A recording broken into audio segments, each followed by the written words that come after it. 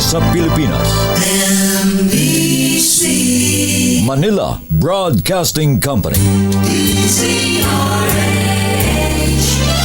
DZRH, member, kapisanan ng mga broadcaster ng Pilipinas. Member KBP, oras. Eksakto, in punto, 6:13. Humahataw, humahagupit, lumalatay na komentaryo sa himpapawid. 2 por 2. Walang takot sa paghimay sa masalimuot na isyu ng bayan. 2 por 2. Humahataw na mga balita at impormasyon. 2 por 2. Ating damhin, ating lasapin ang hagupit na 2 por 2.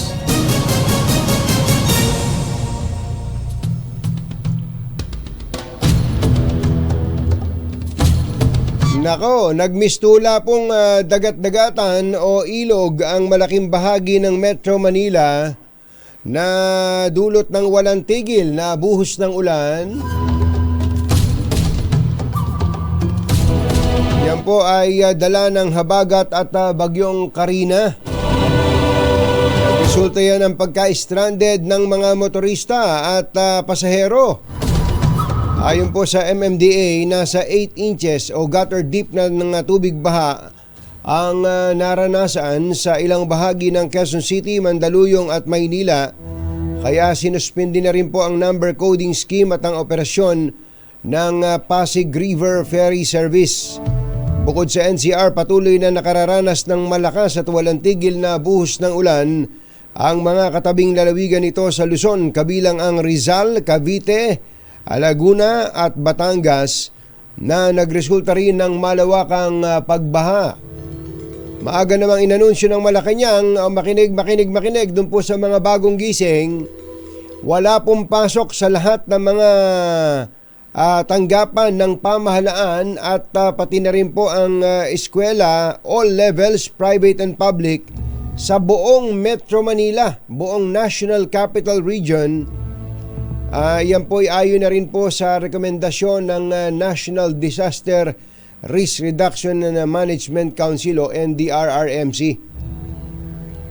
Marami pong mga kababayan tayo ang maagang nagsialis ng kanilang tahanan patungo sa trabaho, yung mga private employees na ngayon po ay nababalagoong sa mga kalsada dahil po sa baha sa iba't ibang lugar sa Metro Manila. Isyu ng katotohanan. 2 por 2. At maitim ang balak, magtago ka na. 2 por 2. Si Jerry at si Anthony, narito na. 2 por 2. Hahataw ng todo, urado ka. 2 por 2. Ang katotohanan dala nila. 2 por 2. Walang sinasamba pale, maniwala ka. 2 por 2. Hataw ng gusto, tol, umasa ka. 2 por 2. 2 por 2.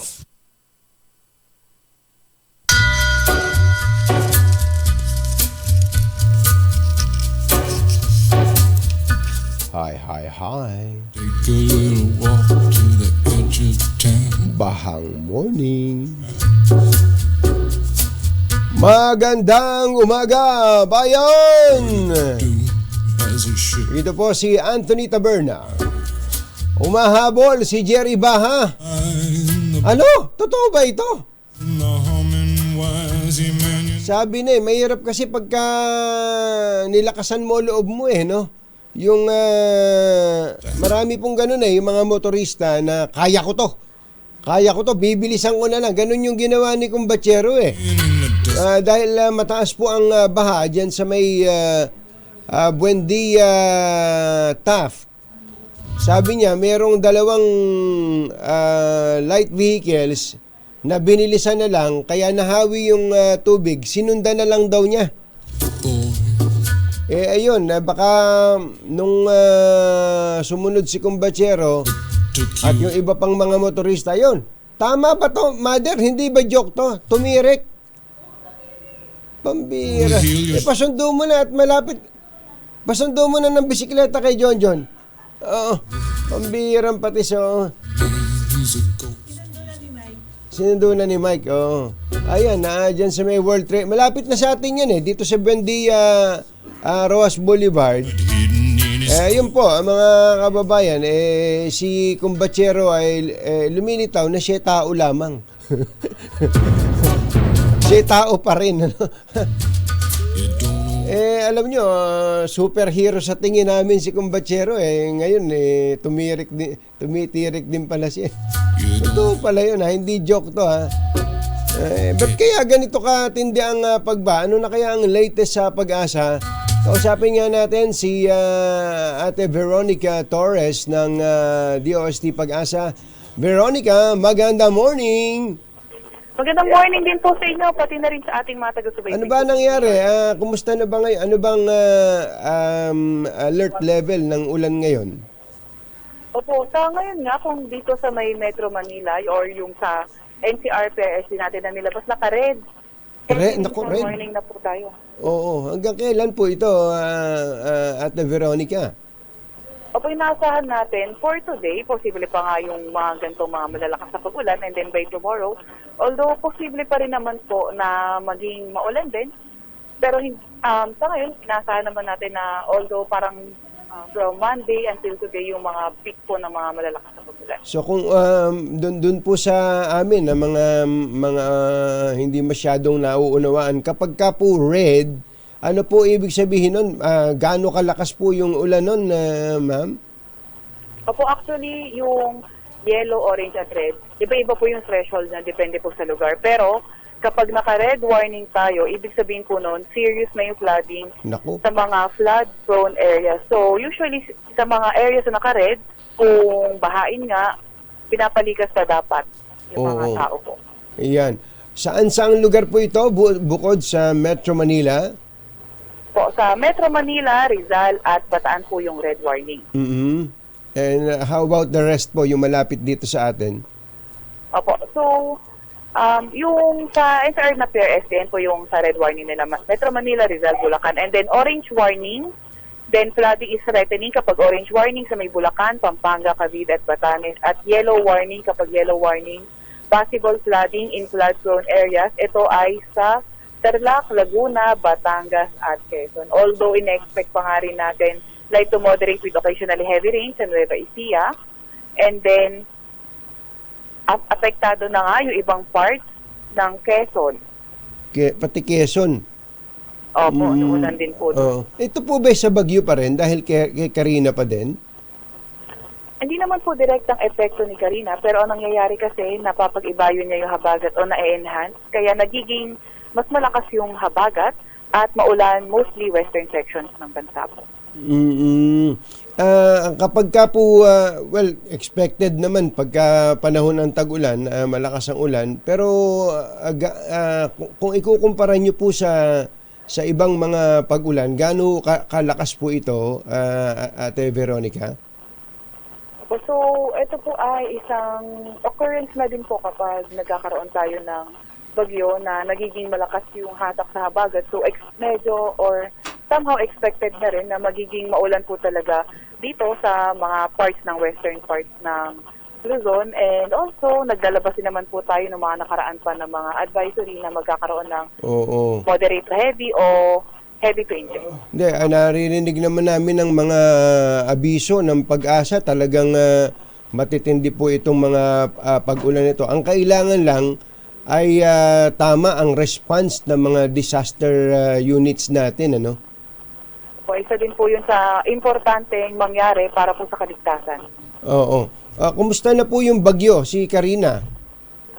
Opo, eto ngang si Karina, kaninang alas 4 ng umaga, nasa layong 290 kilometers east-northeast ng Isbayat, Batanes. Ito ay nagtataglay nga na lakas sa hangin na 155 kilometers per hour malapit sa sentro.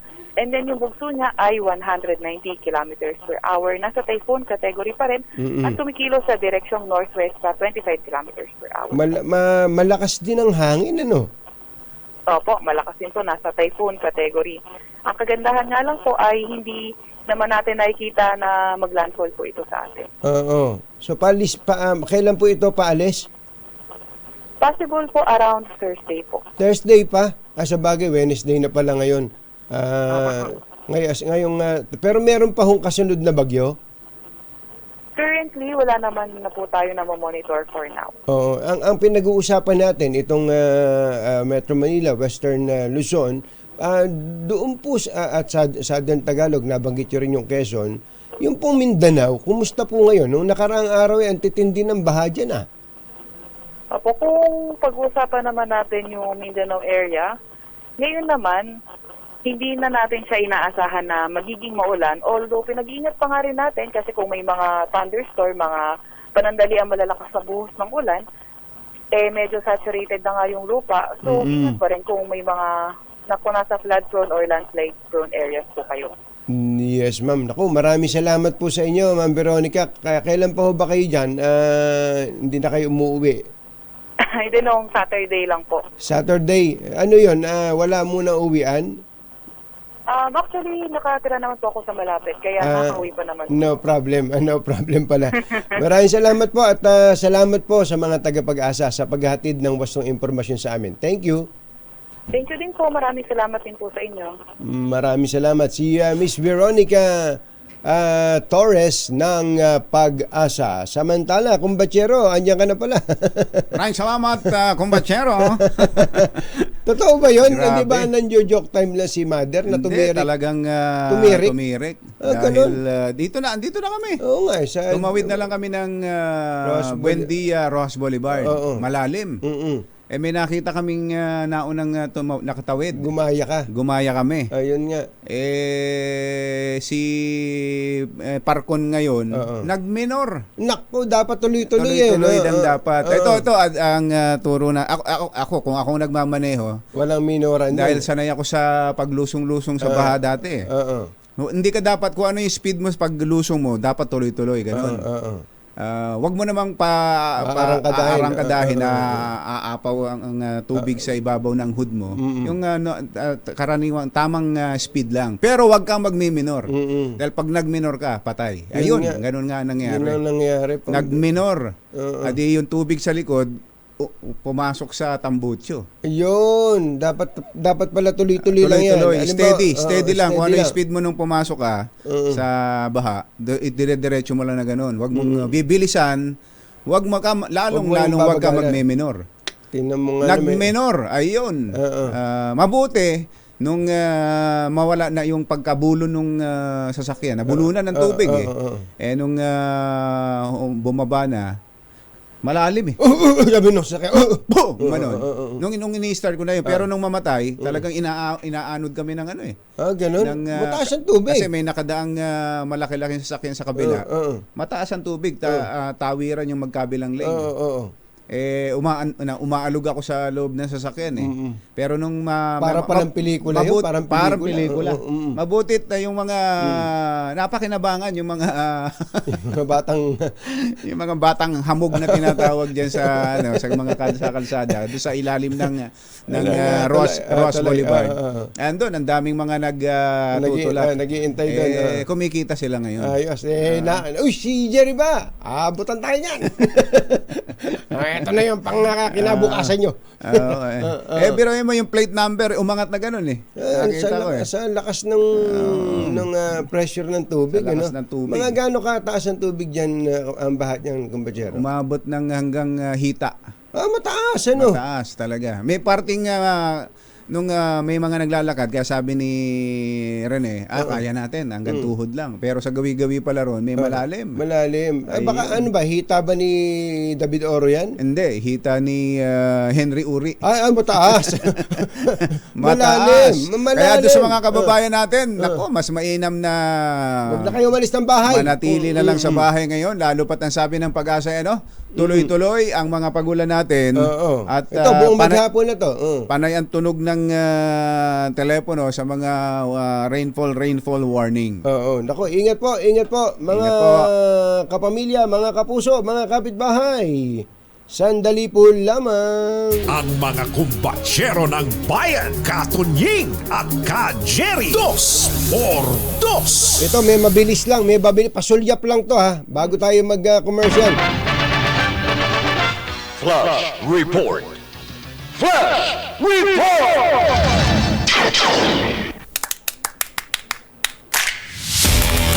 Mayroong binatilyong nawawala. Nako. Tinangay ng baha. Ay, Saan yan? RH52 Edniel Parosa. Coming, Edniel! Anthony at Jerry, nawawala ang isang dinatilyo matapos tangayin ng baha sa tabi ng creek sa barangay Santo Domingo, Cainta, Rizal. Kinumpirma sa DZRH News ng Cainta Disaster Risk Reduction and Management Office ang kaso nitong 14 anyos na kinilalang si Roldan Abong, 14 years old, residente ng nabanggit na barangay. Sa report na tinanggap ng Cainta Rescue mula sa ama ng biktima na kinilala namang si Rolando Abong, nakabatid na tanghali pa kahapon nangyaring insidenteng naiulat lamang alas 8 kagabi. Pero hanggang sa mga oras na ito ay hindi pa rin mahanap itong binatilyo. Pakinggan natin kaperaso lamang bahagi ng aking panayam sa Cainta, DRRMO. Sabi na sa kasagan daw nung mga bahat, ulan, nalaglag daw, nalaglag. Sa ibang kwento naman, parang naliligo. Kasi sobrang lakas nung kaya natangay. Pinangangambahang umabot na sa bahagi ng floodway itong agos ng tubig. Wala sa naturang bayan sa Cainta, Rizal bilang floodway naman ang catch basin ng daluyan ng tubig. Patuloy naman sa search and rescue operations ng otoridad na nakikipag-ugnayan na sa mga kataping bayan at syudad. Para sa kauna-unahan sa Pilipinas, DZRH, ito si Edniel Parosa. Una sa Pilipinas, una sa Pilipino. Maraming salamat sa iyo, Edniel Parosa. Standby din na RH15 Giselle Ricaport. Magbabalik po ang ACS Balita. ACS Balita. 6:29 ng umaga. This time check. Walang balitang makakaligtas, walang balitang makakalampas, saan mang sulok ng kapuluan. ACS Balita! ACS Balita! Ang programang ito ay hatid sa inyo ng ACS Manufacturing Corporation, ISO Certified, maker ng world-class quality Pride detergent.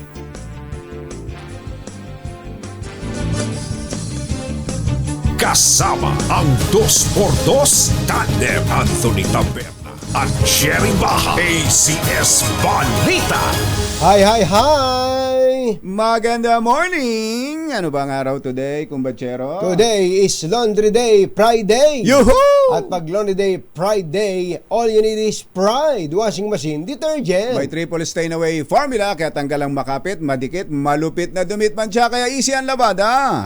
Kaya pala mula noon hanggang ngayon, all you need is Pride. All you need is Pride. ACS. ACS Balita. Tiniyak po ng Pangulong Bongbong Marcos na lahat ng lalawigan sa Pilipinas ay magkakaroon ng sariling mobile clinic para palawigin ang mga serbisyong pangkalusugan sa mga Pinoy na nakatira sa labas ng Metro Manila at mapabuti ang healthcare system sa bansa. Binanggit ng Pangulo noong isang araw ang mahigit 20 bagong urgent care and ambulatory service o bukas centers sa iba't ibang lugar na naglalayong i-decongest ang mga public hospital.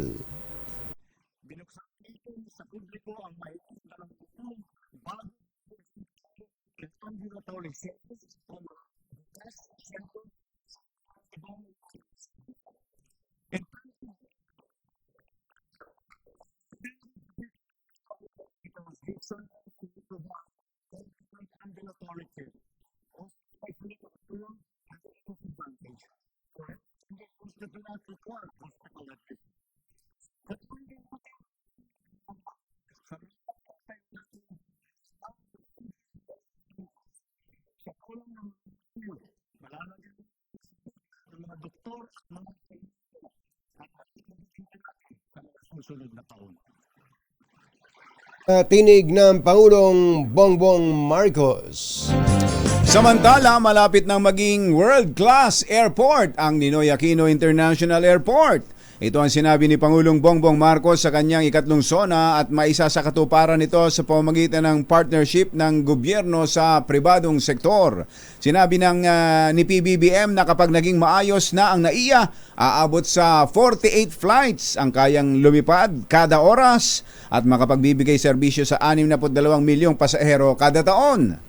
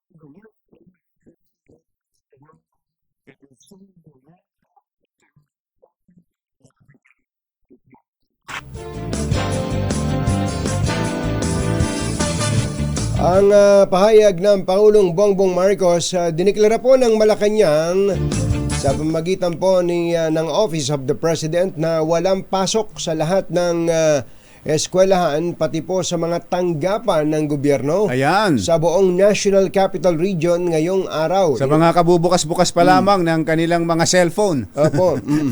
At sa mga kabubukas lang ng kanilang mga radyo at DZRH teleradyo. Ulitin lang natin. May mga nagte-text kasi, kumbachero, hanggang ngayon nagtatanong kung may pasok ba.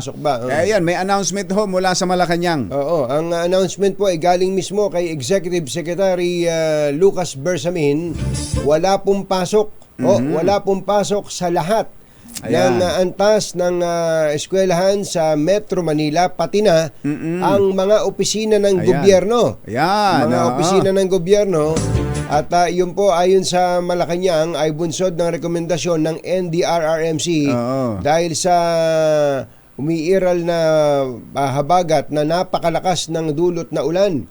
Doon naman sa mga nagtatanong kung paano sa private sector. Ang sabi dito sa pahayag na ito ni Executive Secretary, the suspension of work for private companies and offices is left to the discretion of their respective heads. Ayun, pinapabayaan na daw po ang mga pribado nasa pribadong sektor kung may pasok o wala. Yun po ang latest mula sa Malacanang. At ang latest naman po sa husgado, sa ating mga husgado, ito, pinahayag po ni Court Administrator Raul Villanueva, sa utos na rin ni Chief Justice Alexander Hesmundo na lahat daw po ng pasok sa mga husgado ay dito sa Metro Manila ay suspended today. Today. Ayan, sa korte yan, sa judiciary. Kaya ang pahayag naman po ni Court Administrator Raul Villanueva, still the courts and offices in the NCJR, yung National Capital Judicial Region, should be accessible to lawyers, court users and litigants through their hotline numbers and or official email addresses. Kailangan meron pa ring matatawagan at meron pa ring sasagot sa email. And pwede as naman. Far as practicable, those affected by the said suspension should be notified. Tama yan, lalo na yung mga lalaya na ngayon, yung makapagpipiyansa na sana kung meron kung may hearing para sa may bail hearing tapos biglang walang pasok. Oo nga pala, no. Balik sa kulungan tapos bubugbugin na naman dun sa napanood yun, may mga ganung pelikula. Ayun, kaya dapat daw po masabihan pati mga litigants. So yan, karamihan no talaga ay walang pasok sa gobyerno pati sa SBMA. SBMA. Ayan, Ang SBMA po ay nagpalabas na rin ang kanilang pahayag na wala na ring pasok ngayon. Pero yung mga pribadong kumpanya doon, mga locators, nasa kanila pa rin. Inyo na rin yun. Kayo na rin ang bahala. At kami po dito sa DZRH, bagamat meron na kayong mga sariling mga Facebook account, Facebook page, pwede nyo pong ipaalam sa amin, lalo na yung nasa private sector, kung kayo po ay may suspension ng pasok sa opisina. Doon sa mga nagte-text sa atin, sa text hotline natin, sa Viber, sa Globe, sa Smart, sa Facebook, bigyan nyo nga kami ng situationer sa inyong mga lugar. Especially yung mga baha-baha, lalo pat napakalawak ko nitong mga pag-ulan na ito. Hanggang buong Luzon yata itong naririnig nating mga balita, tapos meron ding ilan sa gawing Visayas pa. Napakalawak po nitong mga pag-ulan na ito. Bigyan nyo nga kami ng mga situationer. Mas maganda kung may mga pictures pa sa Facebook o kaya sa YouTube. Yung mga nagme-message sa YouTube channel ng DZRH. Samahan nyo ng video. Samahan po ninyo ng video, samahan nyo ng situationer sa inyong lugar para maipabati din natin sa ating mga kababayan. Ayan, yun. Ryan. Alas 6:42 ng umaga, dito, kumbatsero, merong isang pasyente na pahirapang maisugod sa ospital dahil sa baha. Alamin natin yan ang problema. Ayun, ang problema talaga. RH15, Giselle Ricafort. Kami, Giselle! Katunying, Ka Jerry, kasama nga tayo sa rescue team ng Barangay 184 dito sa Pasay City na iniikutan yung mga lugar na binaha dito. At kanina sa Rosal Street. Ba't ka ma-order ka pag walang grab? Oo, Katunying. Opo. Oo, Katunying, kanina naabutan nga natin yung isang dating barangay tanod na inatake raw yun sa puso, nasa 60 years old. Problema ngayon kung paano maisusugod sa ospital sapagkat yung mga dinaanan nga natin na lugar kanina, kung hindi hanggang bewang, hanggang balikat yung tubig baha. Sakay tayo ng bangka na naglilibot ngayon. Ayan, makikita ninyo Katunying, napakataas ng tubig baha dito sa maraming lugar sa Barangay 184 sa lungsod. 76 yung street sa Barangay 184, sabi ni Cap Julie Barameda, nagkasama natin kanina, 11 sa mga yan yung lubog. Grabe, sa baha. Gaano kalalim yung tubig, Giselle? Ang pinakamataas ay hanggang balikat, Katunying. Uy, grabe. Oo. Grabe. Anong lugar ulit yan? Barangay 184 sa Pasay City. Saan bang lugar yung Barangay 184 na yan? Pasay City ito. Saan malapit yan? Sa malapit? Malapit sa Ninoy Aquino International. Malapit. Sa Pildera yan, kumbatsero. Oo. Pinasok nga Katunying, Ka Jerry, ng tubig yung maraming kabahayan dahil pinalalayan ng umapaw na ilog dahil natanggal kasi yung harang ng diki doon na kasalukuyan daw na inaayos. Ayan, Katunying, yung sitwasyon ngayon, patuloy namin iikutan yung ilang pang lugar, sabi ni Kapsuy, na mas matataas yung tubig baha. Nakabangka ka ba, Giselle? Nakasakay sa bangka, ayo. Yes, Katunying, nakabangka ako ngayon. Nandito ako sa barangay, dito sa Argeli Street. Ito yung isa sa pinakamatataas na lugar. Dito hindi naman gaanong mataas yung lugar. Pansamantala tayo sumilong dahil kanina basang-basa na rin yung ating mga gamit. Yung ating piloto, yung driver natin, na-stranded din sa labas Kaya ngayon, sarili. Nagbangka ka na lang, Oo, saka parang malakas ang agos, Oo, Katunying. Pero yung mga kababayan natin dito, wala ni isa sa kanila yung gustong lumigas. Ang sabi ni Kapa Barameda, natatakot ko kasi yung kanyang mga kababayan na masalisihan din. Dahil nagkakaroon nga ng mga dekwatan, mga nakawan kapag iniiwan nila yung kanilang Pero Giselle, ano sabi ni Kap, yan ba lugar talaga nila? Bahain ba talaga yan? Nangyari na ba sa kanila yan? Oo, Ka Jerry, bahain daw talaga yung maraming lugar dito. Oo, lalo na yung bahagi ng Mulawin, iyan yung nadaanan natin kanina na hanggang balikat yung tubig baha kanina. Doon naman sa Rosal Street, ang sabi ng mga residente doon kanina, isa rin yun sa pinakamataas na area dito sa Barangay 184. Ngayon lang daw ulit sila inabot ng tubig baha. Bagamat kung ikukumpara sa ilang nadaanan nating lugar, iyon na yung pinakamababa, hindi na umabot sa tuhod. Pero simula daw nung bagyong Ondoy, hindi pa sila binabaha. Ngayon lang ulit. Ngayon na lang ulit. Medyo matagal na. Kung Ondoy, 2009 ba yun, kumbachero? Parang matagal, ganun. 2009 pa, 15 years na. Ngayon lang ulit. Oo. At walang bagyo. Wala tayong bagyo dito sa Metro Manila, no? Habagat lang ito. Habagat lang. Okay, ingat ka, Giselle, ha? Alam namin na ikaw ay expert swimmer kung sakasakaling dati kang sumasali sa mga swimming competition, mahirap pa rin kahit na mahusay kang lumangoy kapag ganyan, ang lakas ng agos. Oo, kaya nga Ingat ha. Salamat, Katunyeng, Kajari. Ito si Giselle Ricafort para sa DZRH, una sa Pilipinas, sa Pilipino. Maraming salamat sa iyo, Giselle Ricafort, RH15. Puntahan nga natin ang kinaroroonan ni Boy Gonzales. Hanggang bewang naman ang baha. Bihira ka. Saan yan? Ano na nangyari sa... Hindi ba may mga flood control projects tayo dyan? At kahapon, dito sa Metro Manila? At kahapon, kare-report lang ng mga government agencies natin na yung mga pagbaha daw sa Metro Manila ay mabilis namang humuhupa. Nagsasubside. Talaga namang may baha Talaga namang kahit nga... Sa atin nga sa Chicago Diba? Dun sa atin sa New York.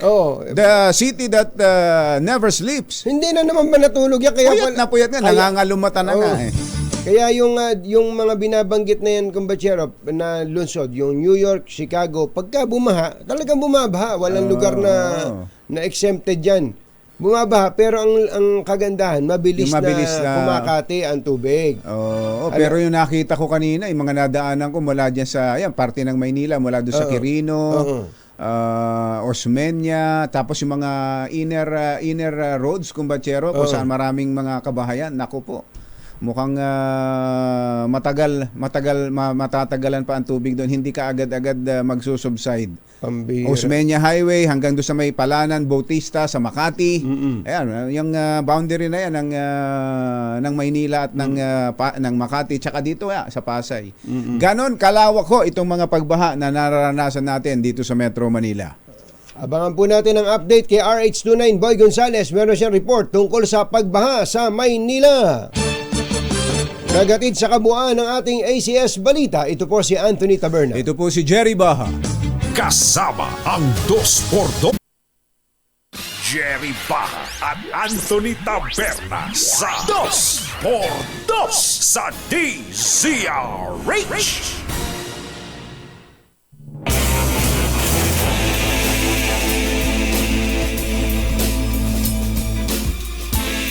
Six minutes bago ang alas 7 na umaga. Marami po tayo mga sinusubaybayang balita. Halimbawa, yung update natin dyan sa Pogo na inutos po ng Pangulong Bongbong Marcos no effective Monday na band na at wind up na lang yung operation ng mga existing Pogo until the end of the year. Yan po yung isa, pero malaking balita rin po ang pasya ng PNP na i-pull out ang 75 mga tauhan nito na naka-assign kay Vice President Sara Duterte. Ilan pa kaya natira? Parang lahat na yata ito 75 baka naman kaya nga hinihintay natin ang linya. Palagay ko lahat PNP removes all 75 cops. So, ibig sabihin, wala nang security detail? Hindi lang naman police ang naka-assign kay VP Sara. Dahil ang PSG, Presidential Security Group, ay sakop din nun ang Vice President. At in fact, kung di ako nagkakamali, nung siya ay naupo, nagkaroon siya ng sariling Vice Presidential Security Group. Nagaling yun, karamihan ng nasa PSG kasi nasa military. Nasa militar. So, ang sabi po ng PNP Chief Marbil, ay kailangan daw po ng mas maraming tauhan sa kalsada. At sabi naman ni Vice President Sara Duterte, ayos lang naman. Pero dapat daw yung hakbang na ito ng PNP should result in less ay magbunga cries sa mas kakaunting mga krimen from the people mula sa tao amid the drug menace and other criminal threats. sa harap ng problema natin sa droga at iba pang kriminalidad. Oo. Yan po, mga malalaking balita yan. Siyempre, yung pong SONA pa rin ng Pangulo, mayroon pa pong aftermath po yan. Gayon pa man, malaking balita po itong baha ngayon. Kaya bago natin kausapin si Senator Win Gatchalian, padaanin muna natin ang ating mga reports. May mga lugar na rin na naputulan ng kuryente. Buti na lang at bumalik na raw, sabi ni Attorney Reg. Attorney Reg, okay na ba? Nakaka-monitor na siya ngayon. Ilang part ng QC na wala ng kuryente. Flash Report. Flash Report!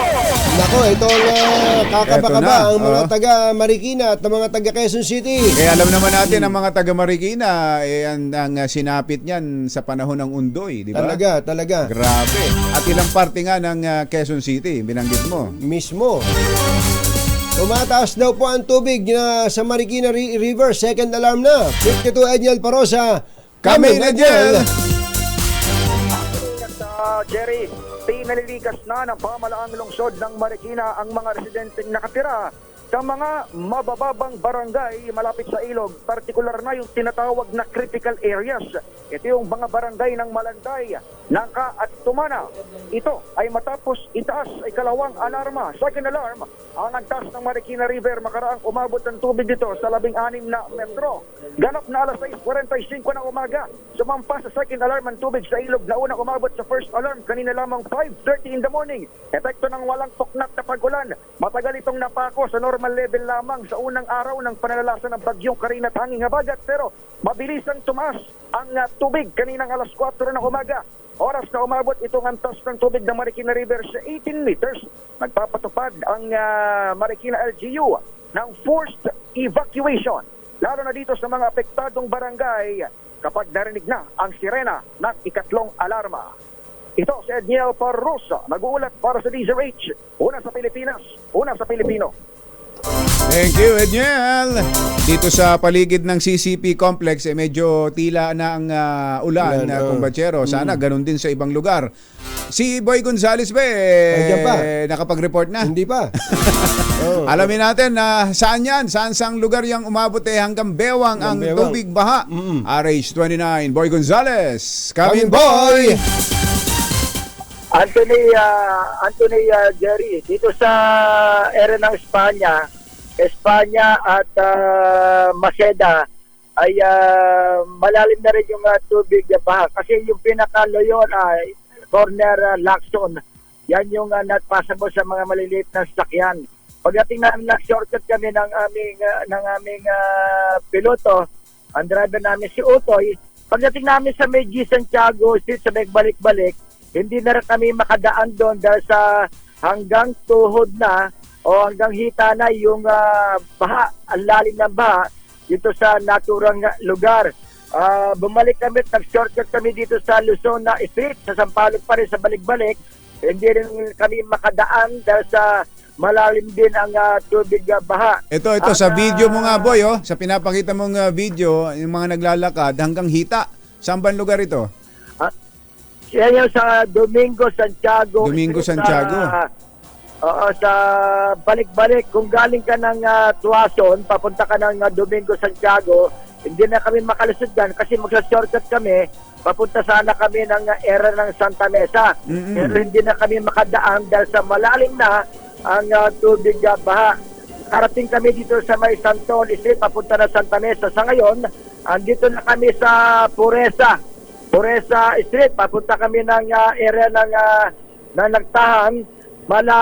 Medyo passable naman itong lugar namin, pero sa mga sumandaling ito, Jerry, Anthony, bumubuhos yung napakalakas na ulan. Parang gabi ang kalangitan ngayon dito sa area namin sa Puresa. Patungo kami ng Nagtahan dito sa lungsod ng Maynila. Maraming mga kalsada sa Maynila ang hindi na rin madaanan na dahil sa mas malalim ng area ng Lacson at Espanya at M. de la Fuente. Kaya yung mga sasakyan na ayaw lumusong, na stranded ngayon dito sa area ng Maceda, yung mga maliliit na kasada dyan sa naturang lugar sa may area ng Sampaloc, Maynila.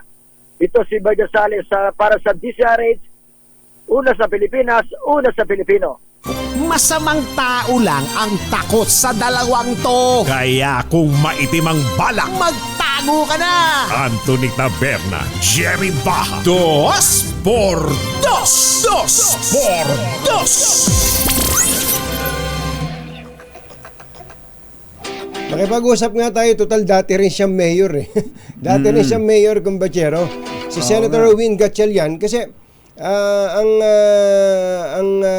lagi nating napapansin pagka ganitong panahon ng baha, nagkakasisihan. Lagi, bakit ba binabaha? Bakit ba binabaha? Siyempre, kasi nagtatapon ng basura kung saan-saan eh.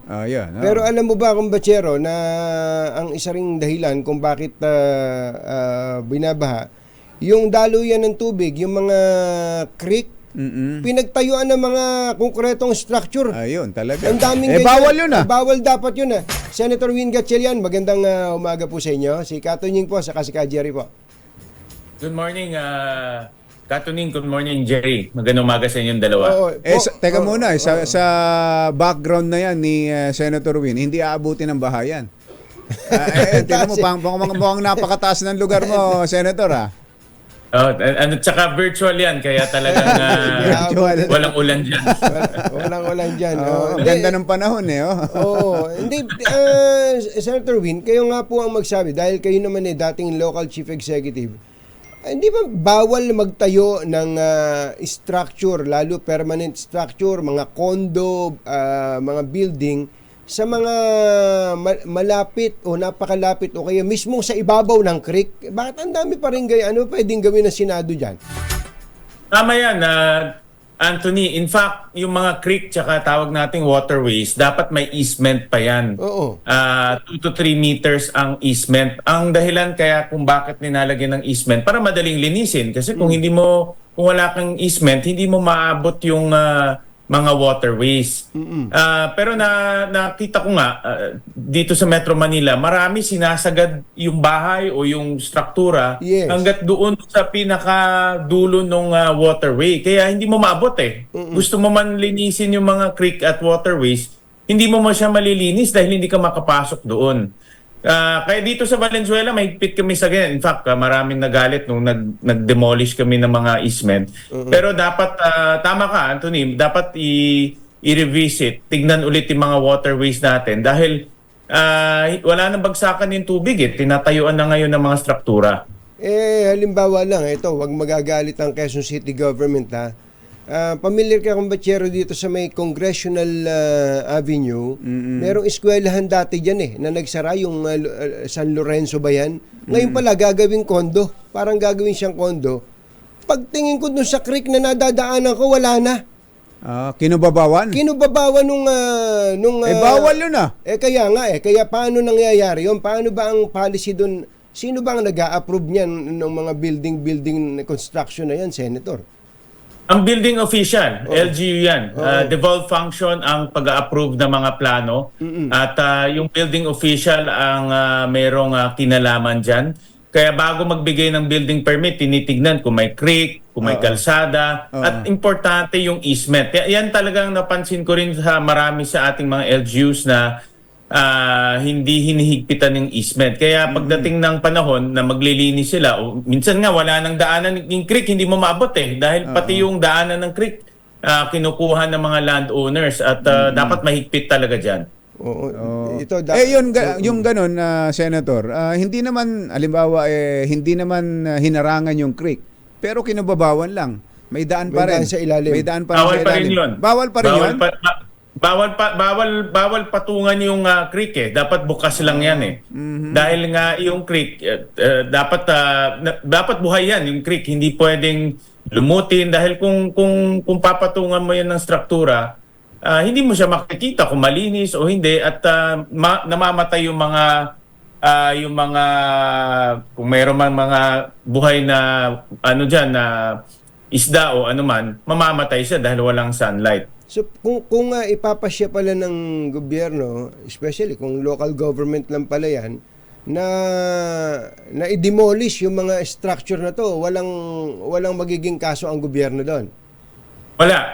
In fact, nagawa namin yan dito sa Valenzuela. I remember no mayor ako, mahigpit kami dyan at pinademolish namin yung mga ibang kasi ang hilig ng mga landowner, yung fence ini-extend para dagdag sa kanilang lupa yon.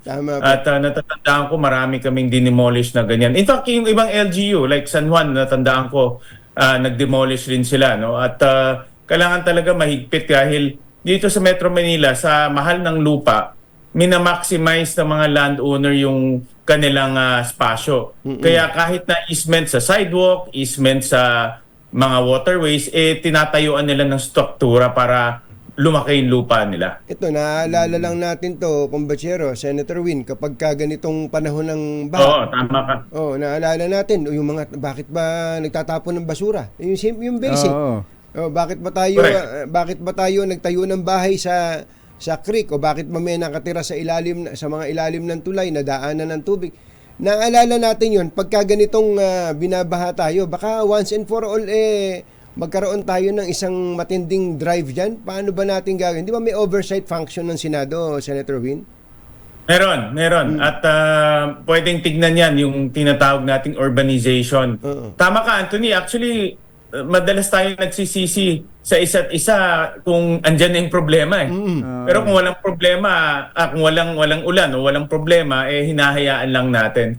Pero talagang talagang marami sa mga problema natin sa baha ay nagdulot sa kawalan ng disiplina ng ating mga mamamayan, yung mga nakatira dito. Yan, yung encroachment sa easement, basura, isa na dyan yung basura.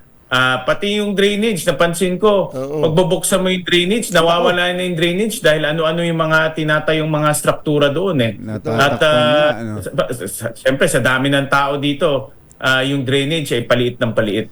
Total, napag-usapan na natin yan, Senator. Pwede bang meron kaming simpleng hiling sa inyo na kayo nang pangunahan nyo na yan na maging tuloy-tuloy, maging consistent tayo sa kampanya laban. Tulad ng ginawa ninyo sa Pogo.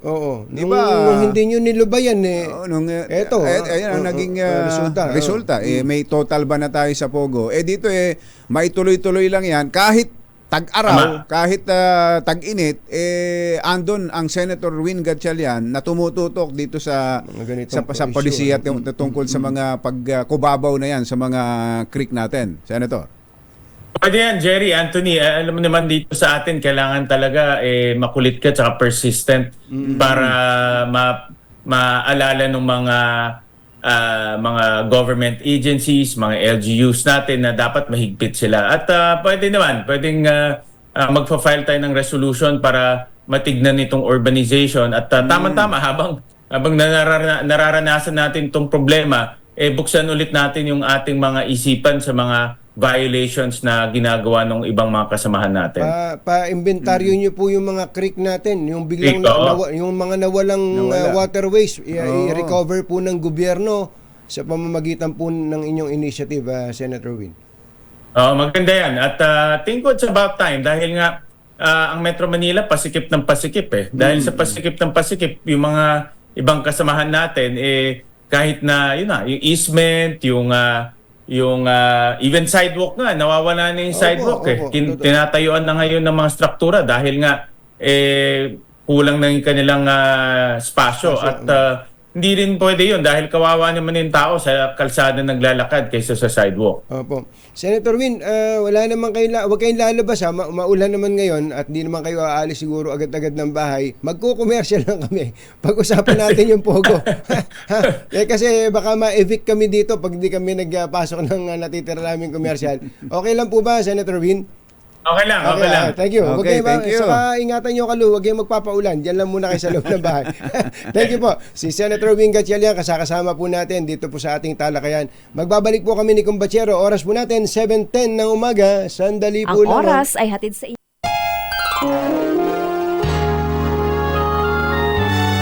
Kauna-unahan sa Pilipinas.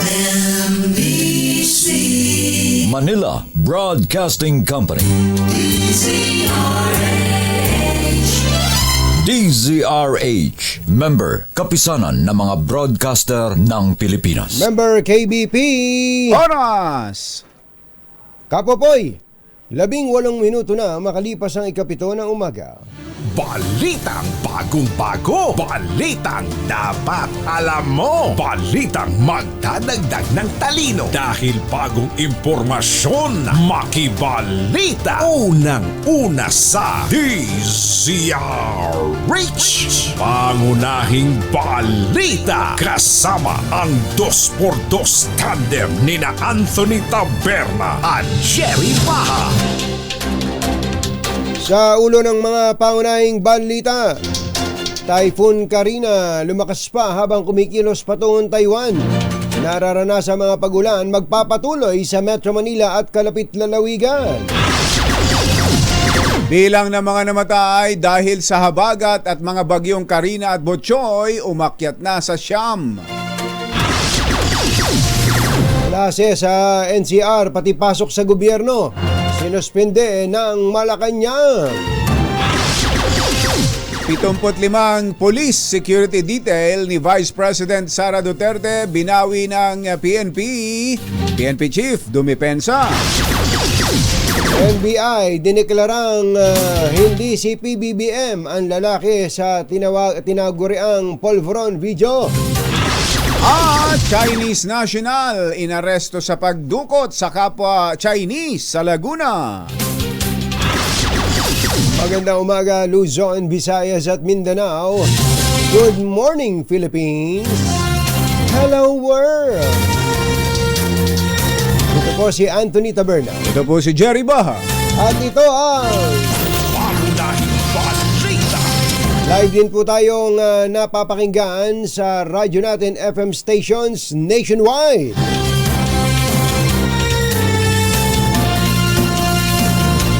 Sa detalye ng ating mga balita, unahin muna nating balikan si Senator Win Gatchalian tungkol sa update ng Pogo. Senator Win, good morning po muli sa inyo. Good morning, Anthony. Good morning, Jerry. Good morning, Magandang Senator. umaga ulit. Opo, ang sabi po ng Pangulo ay tapusin na lang ang operasyon ng Pogo sa hanggang December, end of the year. Pero meron pong lumilitaw na mga kwento sa inyo na nga po manggaling na ito pong Pogo ay papangalanan lang na internet gaming licenses. Narinig nyo na po ba yun? At ano po bang katotohanan doon? May mga ganyan na lumalabas na mga text at nagtatanong rin sa akin. Pero ang Pogo, dinefine kasi yan ng batas, Anthony. Meron tayong batas na in-implement ng 2021 at naka-define doon kung anong Pogo. In fact, Pogo nga ang ginamit doon sa definition. At klaro doon na ang Pogo ay isang online gaming platform na kumukuha ng taya galing sa labas. At naka-define rin doon kung ano yung kung ano ang characteristics ng isang Pogo. Kaya kahit na i-rebrand to, palitan ng pangalan, IGL o anuman, ang Pogo ay klaro dahil meron siyang batas at meron siyang definition. Kaya kahit na palitan yung pangalan, dapat i-ban pa rin kung ang characteristics niya ay pareho doon sa batas. Kung pareho, ano. Pero yun bang IGL, Internet Gaming Licensees, kung meron ba yan? At iba ba yan sa Pogo, Senator? Kasi ang nangyari, nung yung Pogo kasi, nung dumami na yung krimen at nagiging masama na sa pangdinig ng tao ang Pogo, pinalitan nila yung pangalan, nag-rebrand. From Pogo, ginawang IGL. Pero pareho lang yan. Walang kaibahan ang Pogo at ang IGL. Pareho lang yung kanilang characteristics. Nag-rebrand lang kasi nga pag sinabong Pogo, ang pumapasok kaagad masama eh. Pero kaya nga kahit napalitan nila ng IGL yan, dahil yung kanyang operasyon at yung kanyang mga katangian ay pareho sa Pogo, dapat i-ban rin yan. Ang sabi nyo, ang Pogo ay internet gaming pero ang taya ay galing sa abroad. Paano ho kung yung may mga nag-ooperate na same operations, gaming, through internet, pero dito naman sa atin kinukuha yung mga taya. Papasok pa ho ba yun doon sa ganung definition? Sa pagkaalam ko, iba yung kumukuha ng taya dito. Ang tawag nila doon, e-gaming. Iba yung dalawa kasi ang modelo ngayon. Yung isa, kumukuha ng taya sa labas at nagbibigay ng lisensya. At karamihan nga nitong lisensya na ito ay binibigay sa mga dayuhan. Yung e-gaming, sa pagkaalam ko, dahil nagkaroon kami ng pagdinig dito, ito naman ang online gaming kumukuha ng taya dito sa ating bansa. Bawal silang kumuha ng taya. Bibigyan ng lisensya dito mga lokal. Bawal silang kumuha ng taya sa abroad? Ganun ho ba? Hindi siya pwede kumuha ng taya sa abroad. Dito lang yung kanyang lisensya ay para dito. Hiniwalay kasi nila yung pagkuha ng taya, yung lisensya ng pagkuha ng taya sa abroad at pagkuha ng taya dito sa atin. Para po sa inyo, kung ibaban na ang Pogo, pero yung e-gaming na dito lang galing sa loob ng Pilipinas ang taya, okay pa rin, okay naman sa inyo yon? Para sa akin, pinag-aaralan ko mabuti ito dahil marami akong nababalitaan na marami tayong mga kababayan na a-addict dito sa e-gaming. Kababasa ko lang sa isang news report na meron tayong mga kababayan sa Cebu, iba pa nga, government employees na na-addict at nagsanla ng kanyang ari-arian. At ang kinakatakutan ko dito sa e-gaming, ibalik nila yung e-sabong. Kung matatandaan natin, yung e-sabong naging malaking perwisyo sa atin yan. Pati bata, pati pulis, tumataya sa e-game, sa e-sabong. Kaya pag pulis tumaya sa e-sabong, magkakaroon tayong malaking problema. Saan niya kukunin yung pangbayad? Kaya in this case, yung e-gaming, nakikita ko marami ring mga hindi magagandang nangyayari. Pero bago lang to eh. Kaya ngayon pa lang, kumbaga ngayon pa lang pinag-aaralan kung ano yung mga naging epekto nito. At ako personally at yung committee ho natin, pinag-aaralan yung mga masasamang epekto nito. Kaya kung napatunayan na talagang hindi maganda para sa ating lipunan, ako nakikita ko pwede ring i-ban dito. Para pa lang ang magiging dating e-gaming. Susunod na target ni Senator Win. Ganun ho ba yun, Senator? Kung may makikita tayong hindi magaganda at makakasira sa lipunan natin. Kasi bigyan kita halimbawa, Jerry, itong e-gaming kasi hindi niya tinitignan kung anong klaseng tao ka. Kung papayagan kang tumaya, pwede kang government official. Tinext namin pwede kang government official at napakaluwag yung pag-register mo kahit na minor ka, pwede kang tumaya doon. Kung ang mga enforcement agencies natin, lalo na mga pulis, tataya doon at ma-addict at dumami yung kanilang utang, magkakaroon tayo ng problema. Ito pala, Senator, nagbigay pala ng statement ang Malacanang, ang Presidential Communications Office Secretary Chelio Garafil, at sinabi niya na internet gaming licenses are included in the ban. Kung ganon ang interpretation nila, mas klaro yun. Kasi nga, para sa akin, yung Pogo tsaka IGL pareho lang Nag-rebrand lang sila. Dahil kung titignan natin yung batas, yung Pogo defined. Tapos yung IGL, branding lang yun. Kaya para sa akin, one and the same. Kaya magandang kinlaro rin ng ating ng Malacanang. Opo. Last na lang po, doon po sa mga binabanggit na legal complication nung pong pag-ban ng Pogo. Kasi may kontrata po palang existing, may lisensya existing, tapos meron ding mga existing contracts, ito pong mga legal Pogos sa iba pang mga kumpanya related to their business. Hindi ho ba madidemanda ang gobyerno dito? Sa tingin nyo? Anthony, lahat ng kontrata meron tinatawag nating force majeure. At ito yung mga bagay na hindi nakikita at hindi mo naman kontrolado. Kaya pwedeng i-invoke nitong mga licensees ang force majeure. At pwede rin i-invoke nitong mga kakontrata nila itong force majeure. Dati yung policy change, hindi naman nila kontrolado yan eh. Hindi naman nila kasalanan yan. Kaya anumang kontrata ang pinasukan nila, pwede nilang sabihin, hindi naman namin kontrolado ang palisiya ng gobyerno. No? At ang gobyerno kasi, pag gumagawa ng palisiya, yan ay para sa kabutihan ng mamamayan nila, kabutihan ng constituents nila. At pwede na lang i-invoke yung force majeure in this particular case. Well taken, Senator Sherwin Gatchalian. Sir, maraming salamat Thank you, Senator. Maraming salamat, Jerry. At Anthony, ingat kayo. Baka dito sa amin sa Valenzuela, daming unpassable area. Ngayon, mag-ingat kayo. Senator, asahan po namin yung pa-file yung resolution to recover our waterways. Opo, please. Napakagandang idea yon. Pupursue natin yan. Opo. Thank you so much. Senator Thank Sherwin you. Gatchalian. Maraming salamat. Magandang umaga po sa inyo. Mga nangunguna at mga bagong balita sa DZRH. Pangunahing balita. Yung mga announcement lang tayo dito, galing po sa kay Attorney Reds, ang operasyon po ng Star City. Yung mga gustong magtsubibo ngayon ay wala muna. Dahil suspended po ang operation ng Star City today. Ayan, inuulit po natin ang panawagan natin doon sa mga gusto pa ring umalis ng bahay. Sige, hindi namin kayo mapipigilan. Kaya lang, baka makasama lang kayo sa napakarami ng stranded, nakatenga at mga sasakyang eto lang. Sabi ni Fort, tukod ang traffic. Anong kaganapan sa SLEX? Tukod na ang traffic hanggang EDSA via Magallanes to SLEX. More than 1 hour na kami dito, hindi gumagalaw. Yun. Ganyan po ang sitwasyon sa maraming lugar. Ganon din ang nakita ko kanina dyan sa Osmeña Highway. Yan, papuntang SLEX din yan. Sa dami ho ng lugar na binaha. At ngayon pabugso-bugso pa rin ng mga pagulan. Ibig sabihin, hindi kaagad huhupa yan, tubig na yan.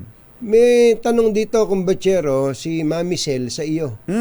Halimbawa daw ba at meron siyang kakontrata sa catering ng Katonyings? Catering. Ginayak na ang mga ike-cater. Ayan. Ginayak na. Food packs, tapos may second batch pa. Ginayak na. Binili lahat ng material. Pero may iba, luto na, nakabalot na nga. Ngayon yung handaan. Ngayon yung handaan. Mga alas 6 ng umaga, nag-cancel yung kliyente. Naku po, inang. Dahil sa masama nga ang panahon. Ang tanong ba niya ay pwede niyang ipadala sa amin yung pagkain na yan? Hindi, gusto niya ipadala sa nabaha.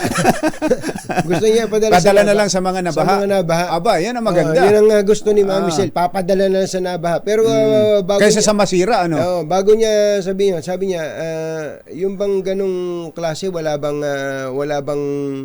ganansya yung naghanda ng pagkain? Ang sagot ko doon, mahirap sagutin yan. Kasi hindi naman natin alam nababaha o ulan, di ba? Ano tawag doon? Force manure? Force manure. Naloko na. Pambirang pati sa... At yung pong OPD at Cancer Institute Clinics ng PGH ay sarado po ngayong araw dahil po sa mga pagbaha. Ayun. At tapos, babasahin na lang ba namin to lahat? Yung mga bus, papayagan daw dumaan sa EDSA ngayong araw. Talaga naman pinapayagan silang dumaan sa EDSA. May bus carousel nga doon May carousel nga doon yung mga galing probinsya. Ayun, oo. Kaysa nga naman sa mga loob-loob, na baha. Oo, baha. Pwede nga yan, ano?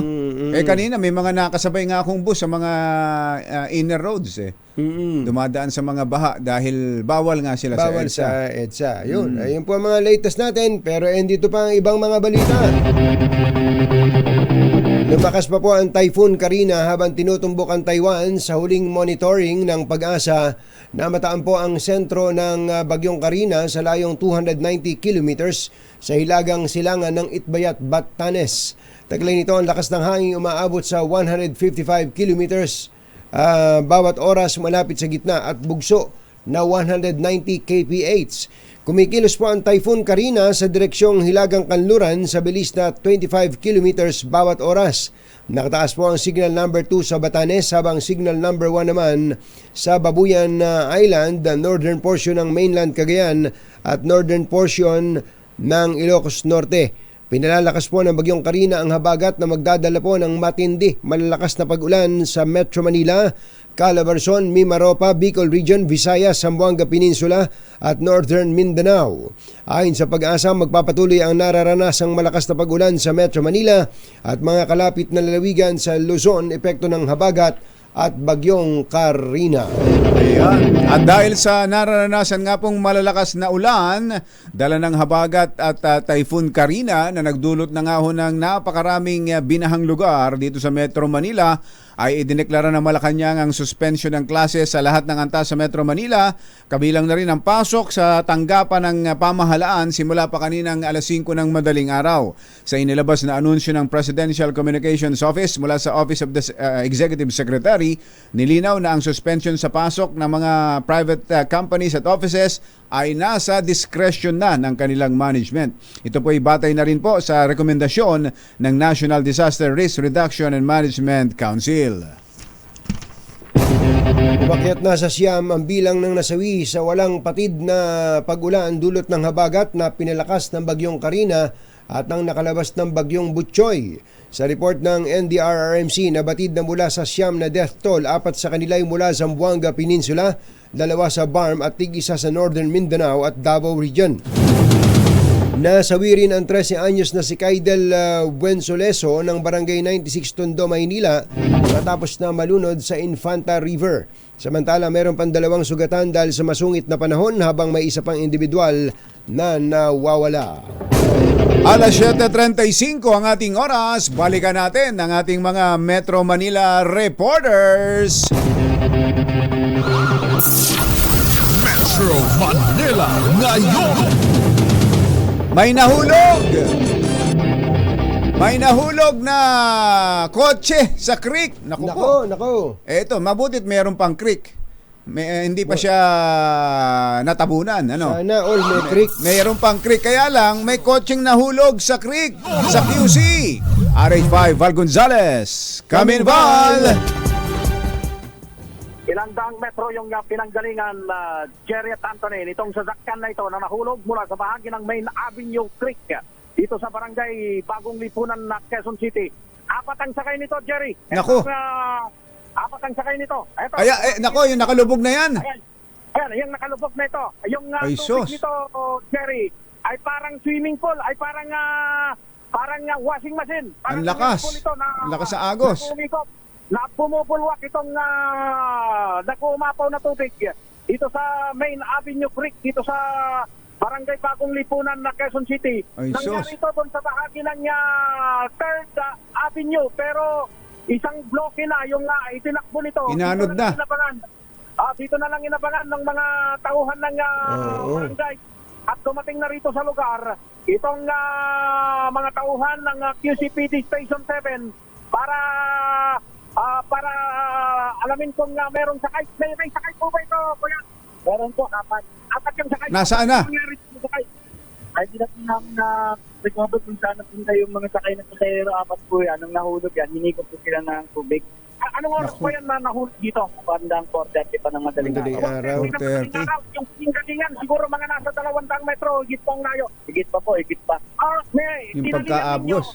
Babalik lang kami, dito tayo kuya. Babalik lang kami doon sa pinaka-lugar mismo. Nilagyan na ng tali, Jerry, tanto nitong sasakyan na ito. Ibig bang sabihin ko ay napasok na kanina ito? Ay, dumayad kanina na scavenger May nagdive. Para matalian. Ay, ano po yan?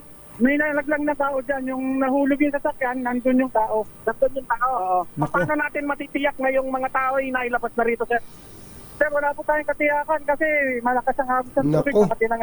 Kayo po ay kagawad po ako ng barangay. Kagawad yun, Adornado po. Kagawad yun, Adornado. Val, paano nahulog? Paano daw nahulog yung sasakyan, yung kotse na yan? Eto si Kagawad Kachino Tornado, paano nahulog? Tinatanong ni Jerry. Pinilipunan lang kita dyan sa sakyan nila, mataas na po yung tubig. Tinangay. Nako po, inang. Oo. So, pinilit. Nila, so hindi po kinayang sa lakas ng kawit. Saang kalye ho doon? Sila lang yung tubig. Saang kalye po dumadaan yung kotse kanina bago inanod? Anong kalye? Anong kalye siya dumadaan? Yung sasakyan po, ano lang po yan, dumaan lang po dito sa amin yan, hindi po taga dito. Anong kalye po yan? Anong kalye? Street, ano street? Ito po, main avenue po, corner ng... Main Avenue. Oo. Grabe, ang lakas pala ng tubig dyan, ano? Jerry Anthony, lalo pang umaapaw na ngayon itong tubig. Kanina pagdating namin dito sa lugar, hindi pa umaapaw dito sa may pinakagilid mismo nitong... So hindi pa natin alam, hindi pa natin ma-check ngayon, Val, kung talagang nakalabas yung 4 na sakay ng kotse na yan.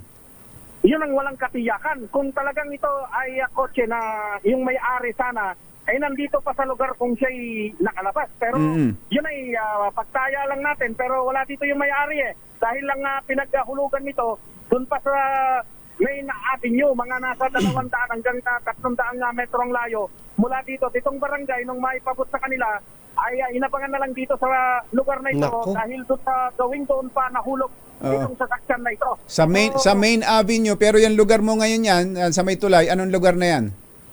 Dito sa may 3rd Avenue na ito. 3rd Avenue, ang layo. Ang layo din ang inabot, ano?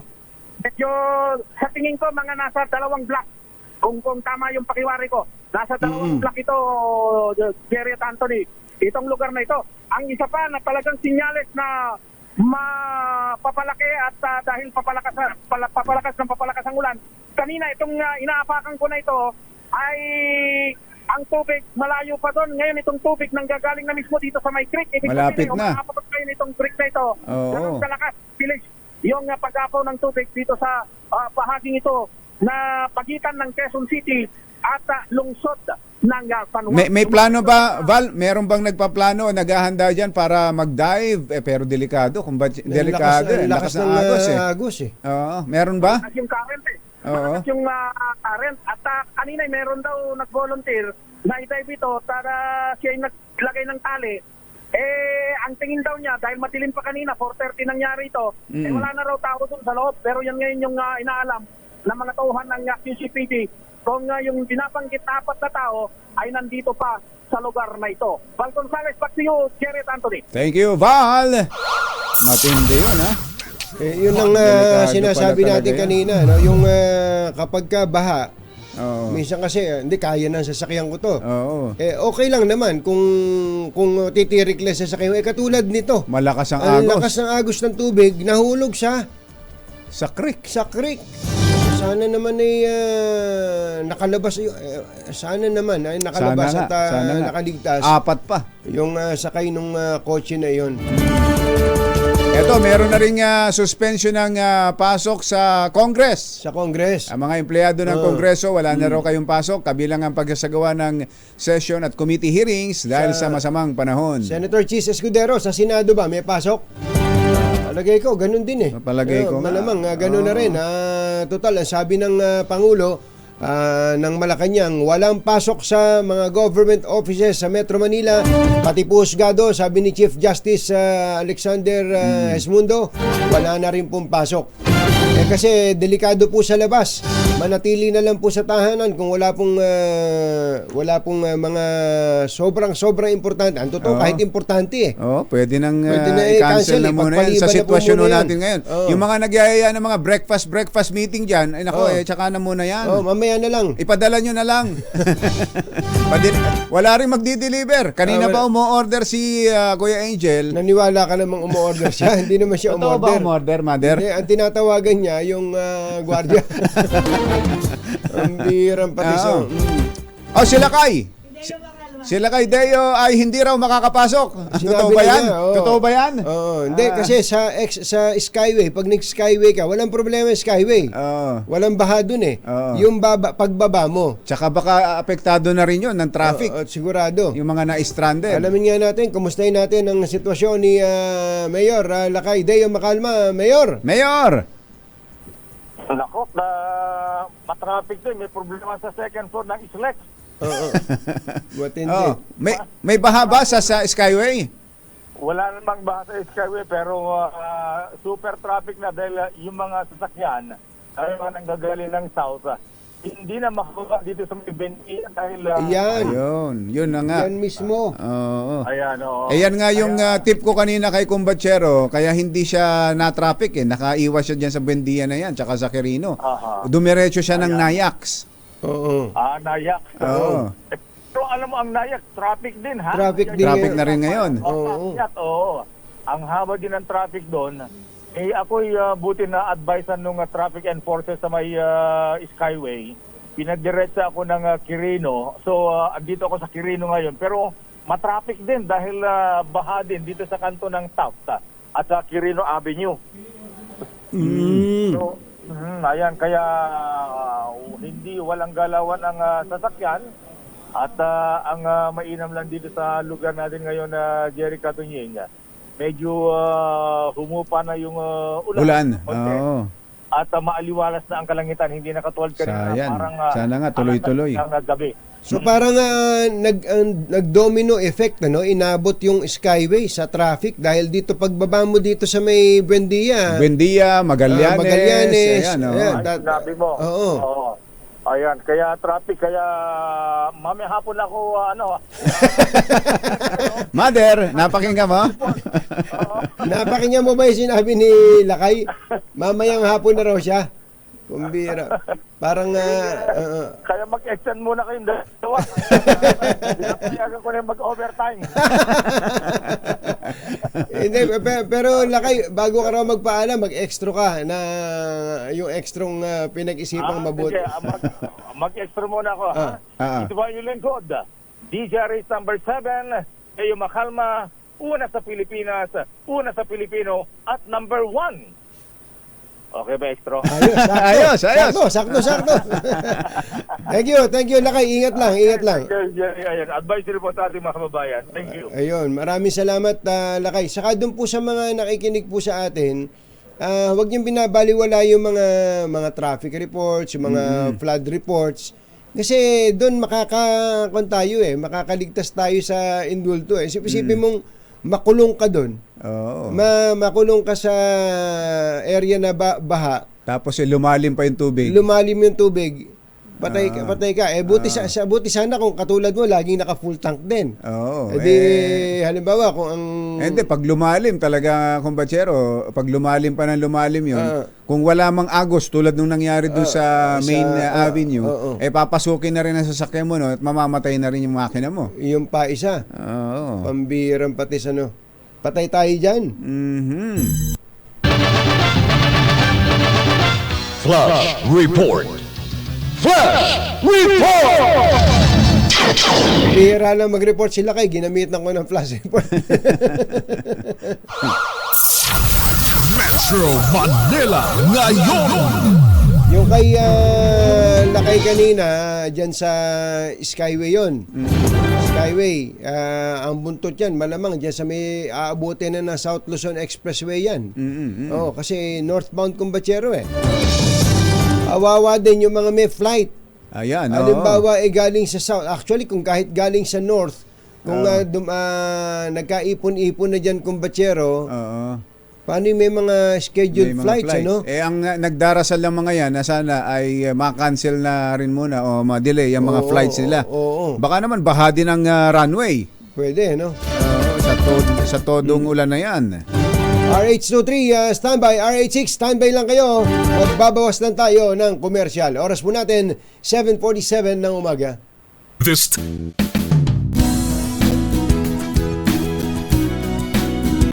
Anthony Taberna at Jerry Baha, DZRH, pangunahing balita.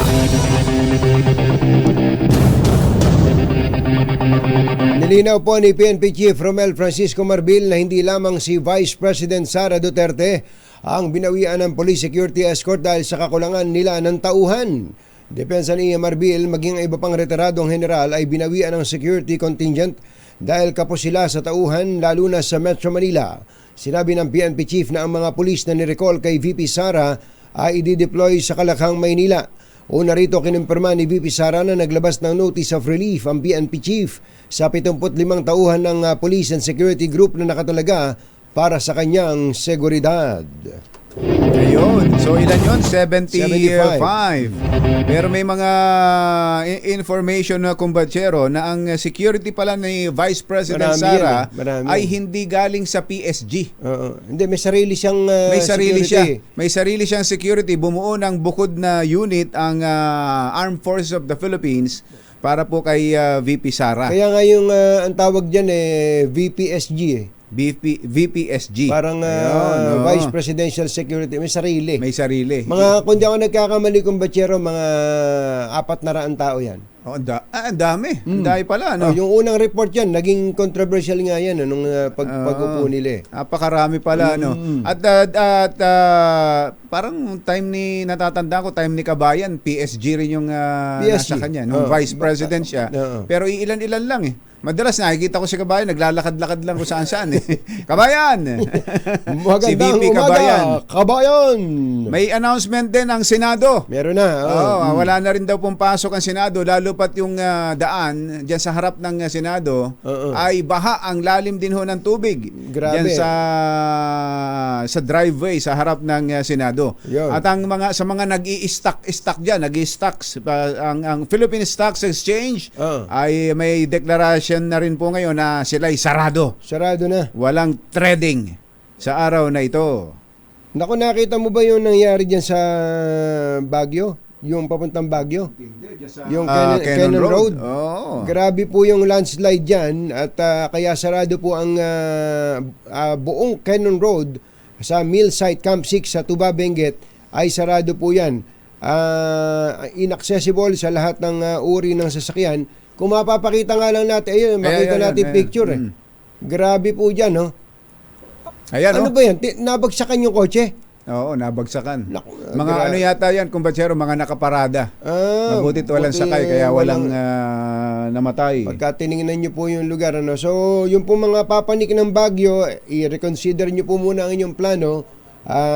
Dito muna, pinakamaganda pa rin, pinaka-safe pa din, stay at home. Ayan. Be safe. Kung safe ang inyong bahay, Kung safe paano ang kung ang bahay binabaha na rin? Yung pa isa. Yun ang problema, ano? Nako.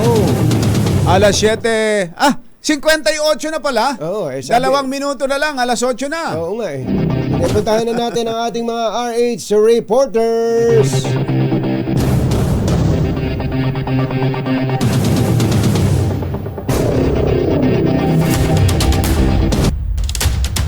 Punta muna natin ang kinaroroonan ni RL6 Sherwin Alfaro.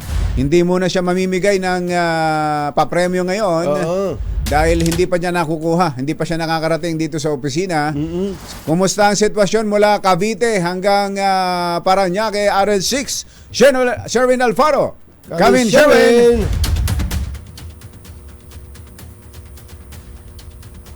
Hi, Sherwin. Sherwin 1. Naputol. Ayan. Tumutunog. Ayan. Sabi Wala pa rin. Will. Lipat tayo. Punta tayo sa Malabon. Andun si RH23 Edwin Duque. Come in, Edwin! Jerry, katiling at napakalakas ng ulan dito ngayon sa iba't ibang bahagi ng Cabanaba, lalo na itong Caloocan, Malabon, sa aming pinuntahan na. Naming pinuntahan itong bahagi ng C3 Road kung saan ay nagbistulang dagat na itong daanan ng Reles. Ang lampas halos sa binti na yung lalim itong tubig. Kaya napakahirap na dumaan. Habang itong Pia Aquino, papuntang Malabon City Hall, mula rito sa may bahagi ng Tugatog, hindi na madaan nito. Kailangan na ito ng pagka dahil sa tuloy-tuloy na pagulan at sa mga oras nito, nakita namin itong level ng tubig dito sa may Tulyahan River. Nasa halos, kung titignan mo yung lalim ng high tide, nasa 22 water level na. Kumbaga, nasa mataas na level. Ito yung level ng tubig na umaabot sa pagdating ng alas 9 ng umaga pag high tide. nakita mo yung mga dahon-dahon, mga damo-damo na galing sa kabundukan ng Pasig ng Quezon City ay dito na, binabagpad na sa may Tulian River, pumuntang karagatan ng Manila Bay, dito sa may bahagi ng nabutas. Ang Tugatog, yung Del Pilar, patungo naman ng Arcong Bato sa Valenzuela, pahirapan na rin, lampas, nasa biti na rin yung tubig, maging yung Ubanto Road, papuntang Ubanto Bulacan, at ang Dampalit. Hindi na rin halos sa madanan sa mga oras nito dahil sa lakas ng ulan at walang tigil na pagulan. At ngayong araw, nasa natin na high tide, kaya mas mabilis tumaas yung tubig. Nakaramihan dito sa bahagi ng Nabutas, bahagi ng Malabon, Valenzuela, ay halos sa hindi madanan yung ibang kalsada, lalo na yung mga bababang lugar dahil sa lakas pa rin ng ulan na dulot ng papalapit na high tide sa mga oras na ito. Ang bayan Malabon, ang palibot ng City Hall ng Malabon ay malalim pa rin tubig. Maging ibang bahagi ng Arellano na tabi lamang ito ng karagatan. Sa ngayon, zero visibility itong aming kinaroon dito sa may bahagi ng Lungos sa Malabon sa kahabaan ng Seymour Road papunta ng Nabutas sa City. Ako pa rin si Edwin Duque, nagulat sa Disarets, una sa Pilipinas, una sa Pilipino. Thank you, RH. Ano nga ang RH? 23. 23. Edwin Duque. Andito na si RH6, Sherwin Alfaro. Nandito na siya sa Parañaque. Kanina nasa Cavite. RH6, go, go, go! Yes, Atoy Jerry, sa mga papasok ng Cavite ngayong umaga galing dito sa may Coastal Road, ay asahan nyo na pagpasok pa lamang dyan sa may bahagi ng Aguinaldo Highway, tanto ng St. Dominic, makakaranas sa kayo ng tire deep na lalim ng tubig baha. At kung babaybayin ang Aguinaldo Highway, wala nga dyan sa may St. Dominic, pagdating dyan sa may Nyog, hindi na advisable para sa mga light vehicle na makadaan dahil tire deep yung lalim ng tubig baha, lalo na doon sa may bahagi nitong SM Bacoor o SM City Bacoor na hanggang hita yung tubig baha, yung lalim ng tubig baha, dahilan para mga bus lamang yung makadaan doon sa may bahaging ito ng Aguinaldo Highway. Hanggang dyan na yan sa may area ng Habay ay makakaranas kayo ng mga pagbaha. Pero kung galing naman kayo ng Cavite at palawas ng Maynila, umiwas na po dito sa may bahagi ng Aguinaldo Highway at kanto ng Panapaan 7. Dahil na dyan pa lang sa may Barangay Lumot, talagang mahihirapan na yung mga light vehicle. Dahilan para yung karamihan sa mga ibang sasakyan ay gumilid na lamang habang itong mga bus ang nakakadaan dahil nga doon sa mataas na gulong ay nakakalampas sila doon sa hanggang hitang baha dyan sa may harap ng SM Bacoor na siyang nakakaranas ng mataas na tubig baha sa mga oras ito. Maging dyan sa mga looban din ng barangay Tapote, 1 hanggang 3 ay makikita natin na lampas sa tuhod yung tubig baha sa mga looban. At doon naman sa may Makapagal, pagdating nyo dito sa may Makapagal area, itong harapan ng exit side ng PITX hanggang tuhod yung tubig baha. So kaya yung mga light vehicle na naiiwan dyan sa may kanto ng Marina hanggang papasok dito sa may bahagi ng PITX. At paglampas naman ng baha dyan sa may exit side ng PITX ay maluwag na yung daloy ng trapiko dahil wala nang tubig baha pagdating dito sa may entrada ng PITX. Live mula sa PITX, RH number 6, Sherwin Bata Alfaro, DZRH, una sa Pilipinas, una sa Pilipino. Mga nangunguna at mga bagong balita sa DZRH. Pangunahing balita. Ito na ang special coverage natin, ha? Special coverage po ng DZRH sa matitinding pagbaha dito po sa Kalakang, Maynila at Karatig, Lalawigan dahil po sa mga malawakang pag-ulan dulot ng habagat at bagyong Karina. Pero bago yan may good news muna tayo, kumbachero. Inanunsyo po ni DepEd Secretary Sani Angara na matatanggap na ng mga public school teachers ang kanilang 5,000 pesos na chalk allowance sa pagbubukas ng klase sa Lunes, July 29. Ito po sinabi ni Secretary Angara at ang magandang balita pa, tax-free ang chalk allowance sa unang pagkakataon for the first time. Ay kaanggara sa pagbubukas ng klase sa school year 2024-2025 ay 5,000 muna ang matatanggap ng chalk allowance. Gayunman, alinsunod po sa kabalikat sa pagtuturo act na nilagdaan ng Pangulong Marcos noong nakaraang buwan, inaasahang madodoble ito at magiging 10,000 piso na sa susunod na taon. Good news sa mga teacher. Good news. Magandang pasalubong yan ng bagong DepEd Secretary. Barado ang NLEX after Balintawak entry going north. Ayan. Mga situationer. Situationer sa atin. Thank you, Sir Norberto, sa info. Samantala, tiniyak po ng NBI na hindi si Pangulong Bongbong Marcos ang nasa viral na pulburon video. Isinailalim ang naturang video sa spectral analysis at lumabas na magkaiba ang ilang features nito sa Pangulo, partikular ang tenga. Iba-iba daw kasi ang tenga ng bawat individual, kaya malaking patunay ito na ibang tao ang nasa video at hindi ang Pangulo. Ayon sa NBI, bagamat hindi patukoy ang taong nasa video, malinaw na may intensyon ang may pakana nito na sirain ang Pangulo. Ngayon, kumbatsero, atrasan yung mga nagpakalat nito ang paliwanag nila ngayon, hindi naman namin sinabing si BBM yan. Ayan, umatras kayo, pero hahabulin kayo at andyan na ang NBI, ang PNP, naghahanda na ng kutakot-takot na kaso. Patay laban sa inyo. Ay, kumbatsero, tag-ulan na naman. Naghahanap ka ba ng bagong crossover SUV para sa mas komportableng biyahe? Aba, may good news. Nakikita mo ba yan, kumbatsero? Ayan. Good news mula sa Cherry Auto Philippines. Mula po nitong nagdaang July 10 hanggang July 31, ay makaka-avail ka na ng malaking discount with the Rainy Day Exclusives promo. Wow! Ito na ang perfect time para bilhin ang Dream Cherry Tiggo crossover SUV mo. Ayun. Ito pong stylish na Tiggo 7 Pro SUV ay 908,000 pesos lang. Aba. 908,000 pesos lang. Ayan, inuulit ko SUV yan, SUV yan.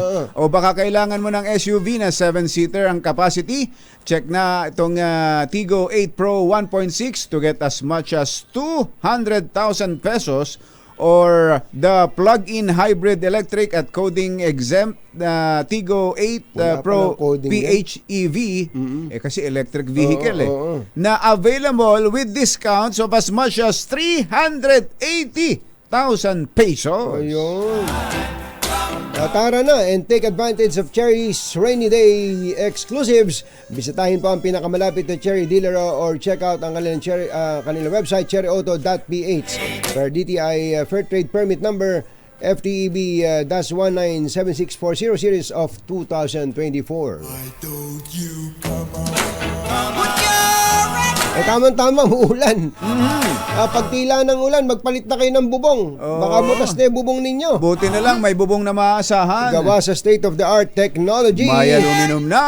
May pintura pa. Now available na rin sa pre-painted tiles pan. Para sa eleganting bubong na matibay na, makulay pa, mag-Cherryloom, pre-painted ka na.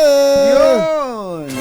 Uy, kumbatsero, may mga nagtatanong kung bukas daw ba ang bangko ngayon. Dahil ang Bangko Sentral ng Pilipinas, sarado Ganun diba, ba? government office yan. Pero wala pa namang announcement na sarado ang mga bangko. At marami pa rin mga transaction ngayon sa private companies. Sabi ni John, wala namang problema at mahikli daw ang pila sa bangko kasi gumamit siya ng service assist kiosk ng BDO. Ba? Ano ba yung service assist kiosk? Kiosk na yan, kumbatsero. Itong service assist kiosk at account assist kiosk, mga self-service machines na nasa loob ng BDO branch para mas mapabilis ang transaksyon. Ayun, tama-tama. For example, yan, kung gusto mo mag-open ng account o di kaya naman mag-deposit ng cash o check, mag-withdraw o magbayad ng bills, pwede mo nang i-input yung mga detalye bago makipag-transact sa branch employee. Ayun, ayos din talaga itong BDO ha. Maraming branch kaya very accessible at meron ding digital enhancements para sa dagdag na convenience. Eksakto, kumbachero. Ang termino nga ng BDO dyan Phygital. Ibig sabihin, pareho nilang ino-offer ang best of traditional banking at ang digital o makabagong paraan para gawin ang inyong transaksyon. Ayos! BDO lang ang sakalam, kumbachero. Ayos, sakalam. Masamang tao lang ang takot sa dalawang to. Kaya kung maitim ang balak, magtago ka na! Anthony Taberna, Jerry Baja, Dos por Dos! Dos por Dos! Let's Marvin Gaye! Ay, tuloy-tuloy po ang ating special coverage sa ito sabihin na natin sakuna na naman to kumbachero sa buhay ng mga Pilipino. Hindi naman po ito nakapagtataka dahil panahon ng tag-ulan. Ang sabi nga po nila, pag panahon ng tag-init, hirap na hirap tayo sa tubig. Pagka naman umulan, sobra tayo sa tubig. Ayan, binabaha ang maraming lugar sa Metro Manila at mga karating na lalawigan, kaya po tayo walang pasok. Yung mga magpupumilit pa rin, yung sa private sector, kayo na mismo magsabi sa inyong mga bossing kung hindi pa boss, hindi mo na ako papasok ngayon. Dahil baka hindi rin kayo makarating. Itong si Mrs. T, ang general manager ng Katonyings, nag-announce pala, nag-announce pala sa mga taga-opisina na you can work from home. Ayan. You can work from home muna. Work from home kayo, maliban na lang yung kailangan talagang humarap sa mga suppliers natin, baka may kailangan silang bayaran. Ayun, yun lang ang kailangan pumunta ng opisina. Ayan, dito sabi ni Joey Gilas, grabe baha dito sa Cainta, especially dito sa Village East. Si Yusek. Si Yusek, Village East Executive Homes hanggang Bewang na. Sa main entrance, sa loob ng village, sa church area hanggang Leeg. Naku po, as per village security. Naku po, lalim din pala diyan paano ngayon yung handaan, yung birthday ni Attorney Romy Mac. Ni Attorney Romy Mac, Attorney Romy Makalintal, happy birthday. Ganon din si Tita Chris Yayan. Tita Chris Yayan, happy birthday. At itong si Ka Jimmy Serato ng hindi na ba sa iyo yun, Ka James? Hindi na, sa Mega Sardines na yun. Hindi na James Coffee yun? Mega James na yun. Mega James. Mega James. Happy birthday, Ka Jimmy Serato. At tayo dyan. Engineer Magiting Cruz, magandang morning at magandang morning din kay Doc Helen Chan, RD Ronald Chan. RD! Kumusta ba dyan sa Northern Luzon? Ayun pala. Magandang morning din kay Ninong Dong Tolentino na bumabati ng happy birthday kay Mayor Jopit Into ng Hermosa na inuulan sa Bataan. Bye! Happy weekend! Woo! Damdaming bayan! Susunod na!